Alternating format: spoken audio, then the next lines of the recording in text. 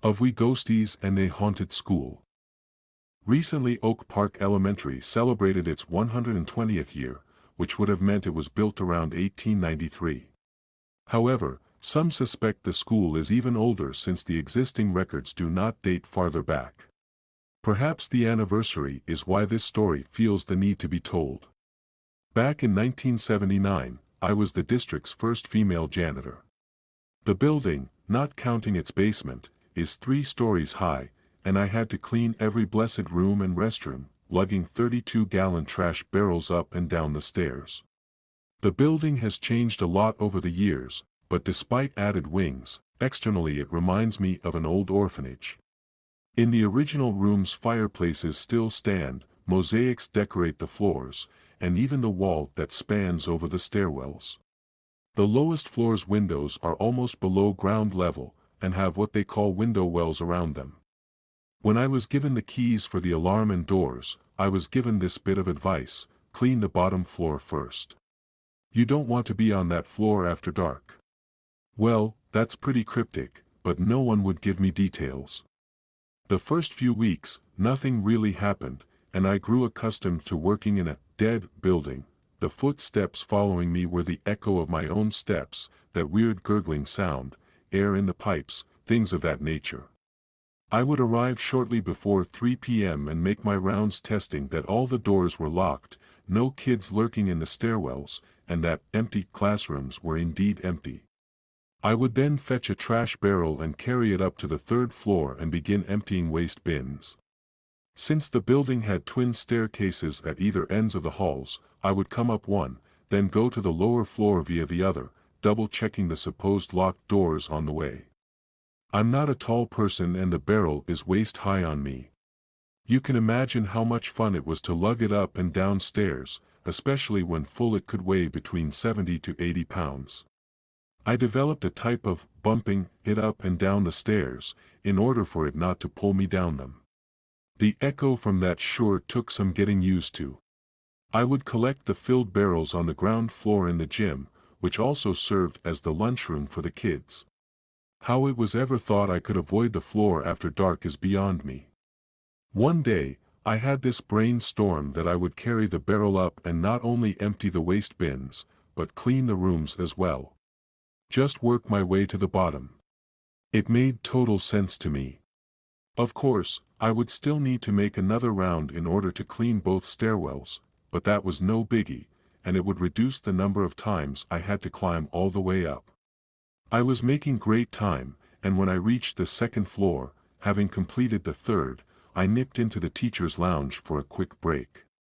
So now the barrel is with me on the 2nd floor, and I take the 2nd floor's dust mop up the back stairwell, sweeping as I go. Then I swept down the long 3rd floor hall and back down the front stairs to the 2nd floor. I repeated this down to the 1st floor. By now it's around 8 p.m., I work until 11, twilight is getting dark fairly fast. I stopped for lunch, and went back to cleaning. I was in one of the older rooms with a large fireplace, and the floor was decorated with a large old-fashioned compass design. One entire wall was a slate black board. The opposing wall had 4 windows, each with one of those window wells I spoke of earlier. Although the room was as cheerful as a classroom can be made, I felt an acute sadness. I had moved one of the small chairs into the doorway so that I could stand on it to clean the edge above the door. I turned to pick up my dusting rag, and when I turned back the chair was not there but 2 feet or so to the left. I thought it odd, but shrugged it off, moved the chair back and climbed up. That's when it started. The sound of small children crying, along with bangings on the windows. I jumped down and, fighting my fright, walked over to the windows to see if I could see if someone was hiding down in the window wells. As soon as I approached the windows, the sound stopped. I listened intently for muffled laughter or anything else to give the prankster away. Nothing. I sighed heavily, and went out to check the window wells from outside. Not that I wanted to, mind you.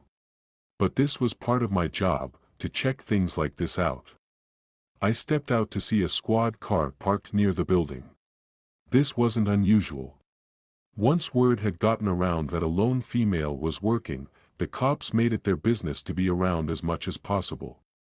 Seeing me, they got out of the cruiser, our cops generally come in pairs, and asked me what was up. "Oh, I thought I heard some kids playing in the window wells," is all I said. But I was grateful, they came with me. We found nothing, and I convinced myself I had just given into a case of the heebie-jeebies. Nothing more happened that night.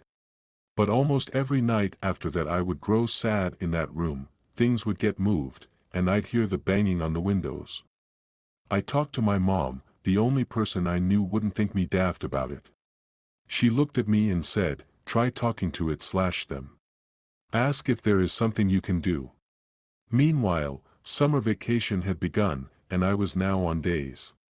We did a lot of yard work and outside maintenance at the school, as well as stripping and waxing floors inside. This particular day, the group of guys I was working with put me on weed patrol. Which is exactly what it sounds like. Look for weeds and pull them. As I was wandering about, the two old ladies who lived kitty corner at the school came over with a glass of lemonade for me. They were very sweet relics of a time gone by. I would guess them to be in their late 70s, early 80s. They introduced themselves as Emma and Amelia. They told me how much the school had changed since they went there.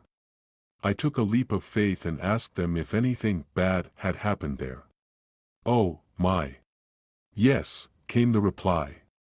This is what they told me, and try as I have I cannot confirm it, but it makes sense. Their family had lived there for generations, in fact their father had gone to school there back in the early 1800s. Reportedly he's the one who told them the story. It seems, the teacher had to leave the room for some reason. Rumor had it she had a dalliance with a male teacher. But to ensure her young charges stayed put she had wedged a chair under the doorknob. While she was gone an ember from the fireplace set the room ablaze and the youngsters, unable to get out, perished. He said that the windows had to be replaced because they had beaten on the glass so hard that it was stained with their blood, and it wouldn't wash off. This was repeated to me with great sincerity, so I believe that they were actually told this story. Emma finished the story with, "And that woman, their teacher. Never seen or heard from again." Amelia was uttering something like, "Oh those poor sweet lambs." Suddenly she turned to me, "Have you heard them?" I stared at her. "The children I mean. Have you heard them?" Just then one of the guys yelled at me to quit goofing off and get back to work. "Gotta go," I said, "thanks so much for the lemonade." I became friends with the two women and was saddened when Emma passed on that summer, and family placed Amelia in a nursing home. Fall came and once again I was back to nights. I took my mom's advice and, based on the assumption that the story I heard was true, I began talking out loud when cleaning that classroom. Sometimes I told children's stories, or sang songs.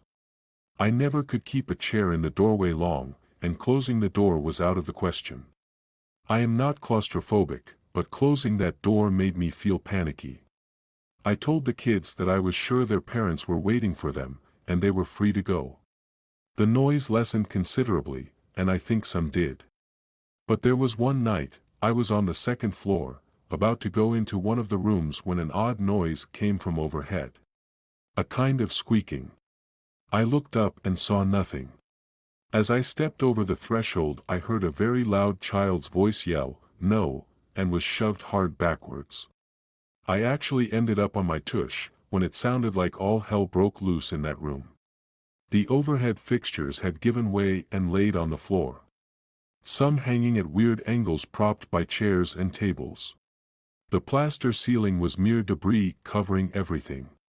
My mouth fell open as I viewed the mess. 1 or 2 steps more. I started shaking a bit. I remember thinking, thank God school wasn't in session, and I felt a small pair of arms circle my waist and hug me. I whispered, "Thank you," then ran for the phone to report the fallen ceiling.